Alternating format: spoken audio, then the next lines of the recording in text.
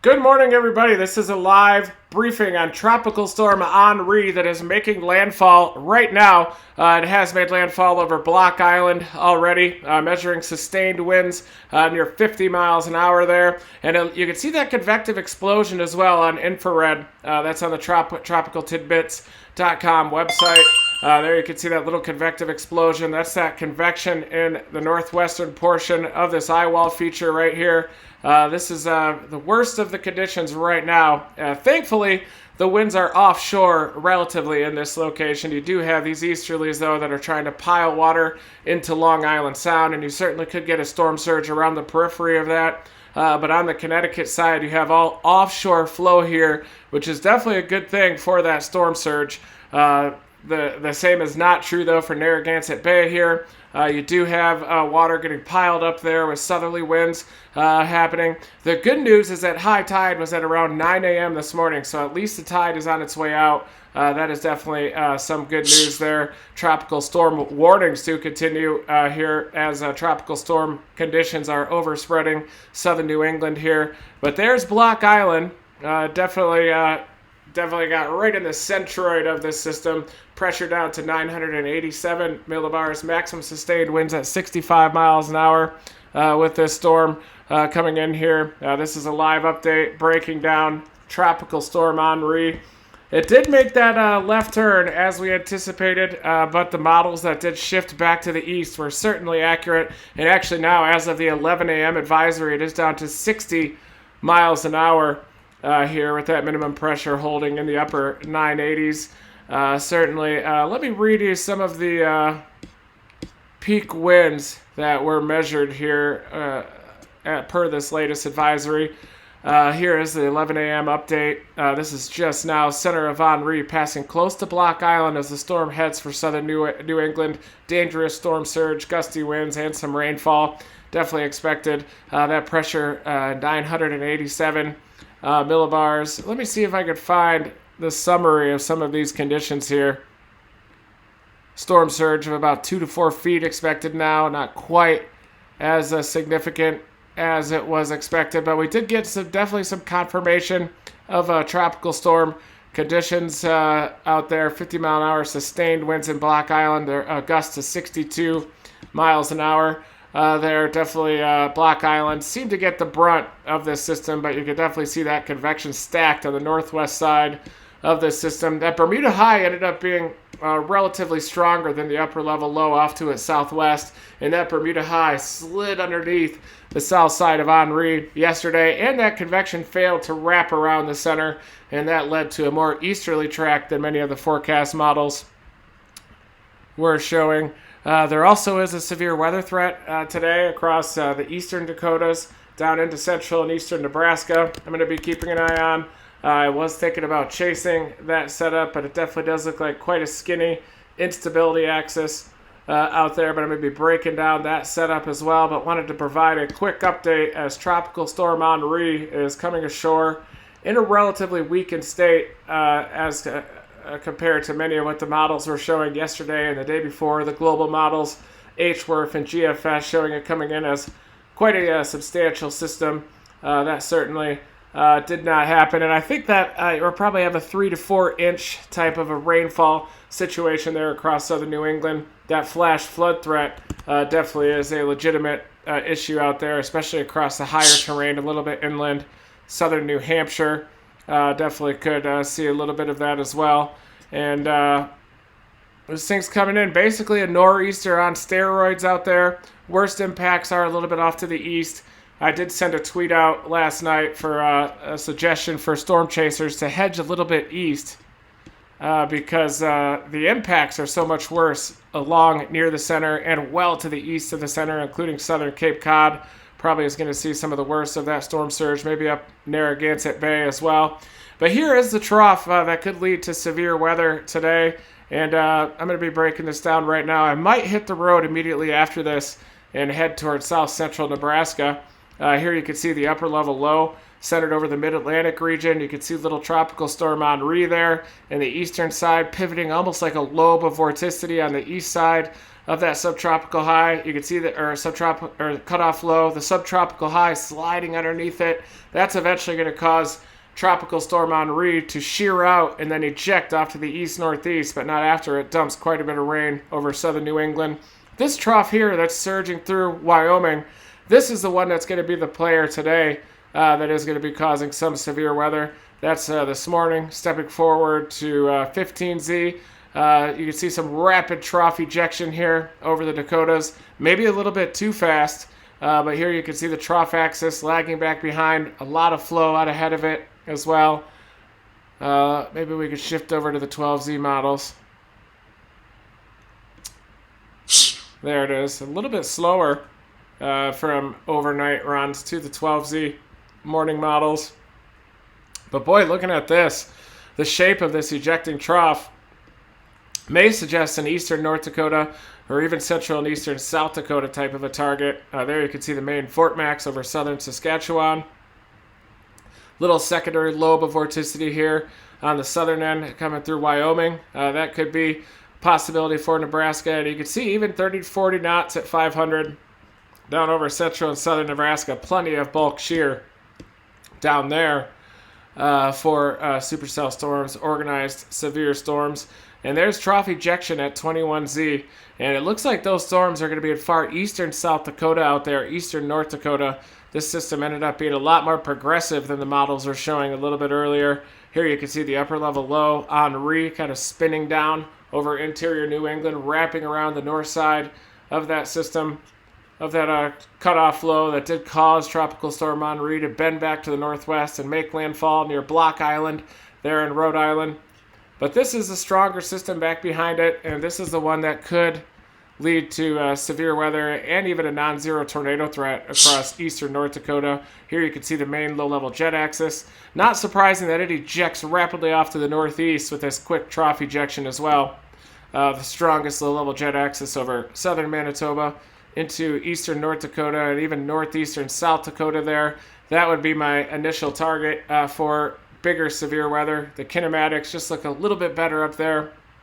It does depend on the moisture and instability situation, though, as well, across eastern North Dakota, eastern South Dakota. And there you have it, eastern North Dakota. Meager dew points, even on the 3-kilometer NAM. Skinny axis, though, into central North Dakota there to southwestern Manitoba. That could be enough to generate a little bit of surface-based instability coincident with those big-time kinematics there. 60 to low 60s dew points, though, streaming northward through the Missouri River Valley, central South Dakota, up into central North Dakota, but then in eastern North Dakota, where with that quick ejection of the system, just not quite the instability out there. Northeastern South Dakota, though, has a little bit deeper of a moisture situation, and then southern Nebraska has the best moisture situation, but you are a little bit removed from those more favorable kinematics across central and southern Nebraska, where you do have those upper 60s dew points down there. So let's take a look at the Cape, surface-based Cape here, and see where that axis is located. Pretty skinny axis across North Dakota, where you do have the better kinematics up there. You can look at the low-level jet because of the shape and speed of that ejecting trough. The strongest low-level jet is located over central and eastern North Dakota, with a finger extending down into northeastern South Dakota as well. But looking at the dew points and the Cape here, surface-based Cape, you can see that that low-level jet rides over relatively stable air over eastern North Dakota with a very skinny Cape axis here. Storm motions are northeast too. They're not very meridional, so they're going to be able to move out of this instability axis too pretty quickly. And as we head towards 0Z, you can see that that instability axis doesn't really eject very effectively. But there still might be just a little sliver of surface-based instability, just enough to squeeze out a tornado threat. And the main instability axis down here into central Nebraska, nosing up into southeastern South Dakota. But that nose of the southern edge of that low-level jet is really located here over the stable air over eastern North Dakota, eastern South Dakota as well, with that thicker instability down into the Nebraska Sandhills, south central Nebraska, maybe into south central South Dakota as well there. And this is at 0Z. So let's take a look now at what the low-level jet looks like at 0Z and see if it does increase further south. You can see it does veer out a little bit where that thicker cape is located. Down here, though, across central and southern Nebraska, you do get about 20 to 30 knots of a low-level jet, and that might be just enough to squeeze out a tornado down there. At the very least, you should have enough bulk shear for a mothership supercell down in southern Nebraska, but you can see that the 0 to 1 kilometer EHI is not that prominent down there within that thicker cape. So even though you do have quite a decent contribution to that EHI from the surface-based cape, your 0 to 1 kilometer storm relative felicity is just not there down into Nebraska. So your bulk shear is good enough to get a supercell storm, maybe some top-tier structure down there, because your 500 millibar winds are pushing 50 knots up there by this time with that southern low above vorticity across central and southern Nebraska.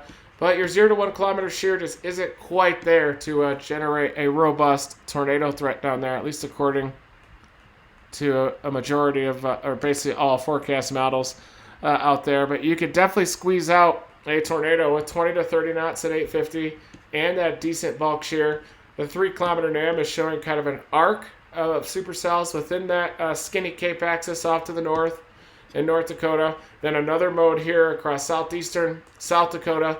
Could have some slightly better low-level shear up here across central and southeastern South Dakota near the Corn Palace up there.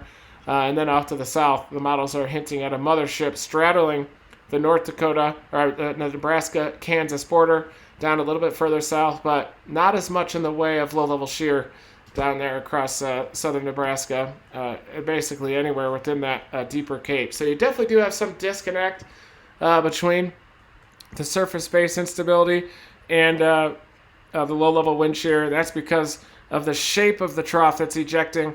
The progressive nature of that trough sends that relatively strong surface low that's almost comparable with the minimum pressure of Tropical Storm Henri, pushes that surface low up into southwestern Manitoba there. Low-level jet brings that up with it, and you just don't have the moisture up across eastern North Dakota into southern Manitoba to generate an outbreak. In terms of kinematics, though, this would be an outbreak of severe weather if you had those 70s dew points up through the eastern Dakotas into southern Manitoba. If this were during July, maybe even late June, we'd be talking about severe weather. We'd be talking about a warm front situation here across southern Manitoba and the eastern Dakotas, but it just doesn't look like that's going to be the case for this event. Just not the dew points anymore here across the upper Midwest that we had during peak season, July into early August. Their long-range models toward Labor Day, toward the end of August, are showing the Gulf of Mexico becoming active during peak hurricane season. That'll also be during a favorable phase of the MJO with a lot of diffluence aloft, overspreading the tropical Atlantic, including the Gulf of Mexico and the Caribbean. So that could mean that storm chase mode will need to be activated. I'm meeting up with Sasha and Critter this week to install the Dominator weather station on the roof of Dominator 4, or at least that roof rack up there, to mount that RM Young anemometer. So I'm hoping that we'll have the Dominator weather station ready to go for when that hurricane potentially materializes in the Gulf of Mexico coming up toward the end of this month, toward early September. And then our eyes are also on the fall season for severe weather. Could be an active fall season across Tornado Alley with the Year 2 La Nina building in. A more consolidated jet is expected during this fall season, so I do expect there to be a pretty active fall season for severe weather. And I consider this more of a late summer, kind of a fall hybrid type of a setup here across central Nebraska. But I don't expect it to be a big outbreak today here as we're transitioning into the fall season. So here you can see Tropical Storm Henri making landfall, still heading northwest, so it is very close to the Rhode Island, Connecticut border here as this is coming in. You can see also a flash flood warning in effect for the southeastern corner of Connecticut, and that is where the most prominent bands are located too with this system. You can see these easterlies trying to reach the mouth of Long Island Sound, likely being blocked off by some of this offshore flow here with those big bands. Definitely limiting the storm surge there across Long Island Sound. A couple days ago, it looked like this was going to turn northwest into New York City, and God, that would be the end of the world. Thankfully, it didn't do that. This thing went a little bit further east. I know the world revolves around New York out there, but thankfully dodged a bullet with Tropical Storm Henri. Moving off to the east, passing over Block Island here, making landfall, located very close to the center of this storm. Tropical storm conditions were measured in Block Island, 50 mile an hour sustained winds there, gusting up above 60 miles an hour. So definitely a nor'easter on steroids here. And interestingly, most of the convection located on the northwest side of this system. And if anything, it's even experiencing a little bit of easterly wind shear on the northern periphery of that upper level low anchored over the mid-Atlantic.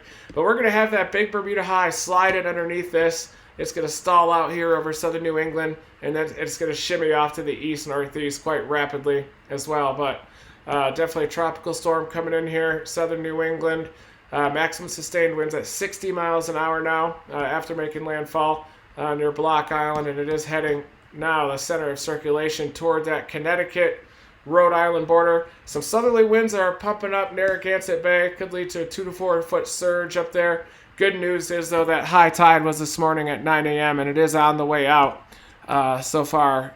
So that's good news. But definitely a tropical system here making landfall across southern New England. Tropical storm warnings, even all the way back through New York City area. Could be some blustery conditions out there in New York City, northeastern New Jersey as well. The entire state of Connecticut is under that tropical storm warning, and tropical storm warning almost to the Cape, southern Cape there. Well, it looks like it does include Cape Cod as well. That's smart because we definitely did have that easterly shift to this tropical cyclone, narrowly missing the eastern tip of Long Island. When we noted this eastern shift in the tropical cyclone yesterday, we still thought there was a chance that it could come over the center of circulation, at least could come over the eastern tip of Long Island, but it was just a little bit off to the east, making landfall there across Block Island, and now coming in near that Connecticut-Rhode Island border.